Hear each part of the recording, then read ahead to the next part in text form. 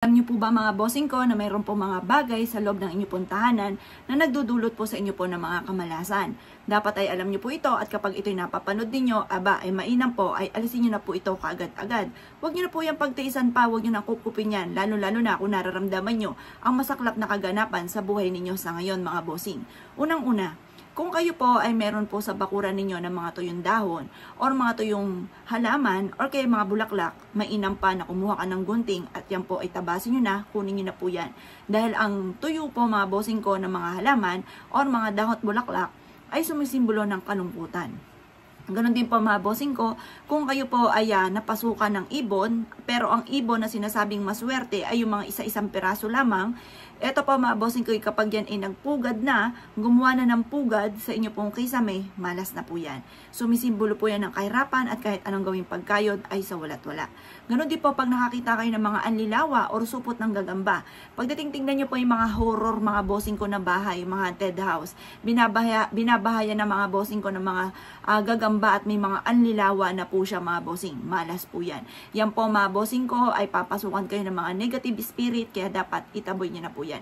Hindi mainam na yan ay kukup-kupin po ninyo. Yung mga paunti-unti lang na mga sapot ng gagamba sa may halaman, yun ay ginagawa rin pampaswerte. Pero sa bahay po ninyo na may anlilawa na at may mga supot ng gagamba, yan po ay sumisimbolo ng kamalasan. Tingnan nyo po yung mga gripo po ninyo. Baka kaya hindi ka po makaipon-ipon dahil yun po mga bossing ko, ang gripo ninyo ay may sira na. Tinatalian na lang or hinahayaan po ninyo na nagpapatak-patak na lang po yan. Alam niyo po ba, sumisimbolo po yan ng kamalasan. Sumisimbolo po yan ng kahit anong gawing kayod ay sa walat-wala.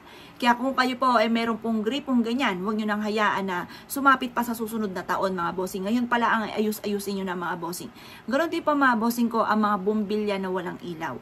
Kapag po kayo may mga bumbilya na walang ilaw na hinahayaan nyo lamang po yan, bagamat may kuryente naman po kayo, pero hinahayaan nyo lang na merong punde na bumbilya, tanggalin nyo na lang po yan kung hindi nyo po siya papaltan po ng bago na may ilaw. Pero the best, lagi nyo papaltan ang lahat ng bumbilya ay lagi pong may ilaw.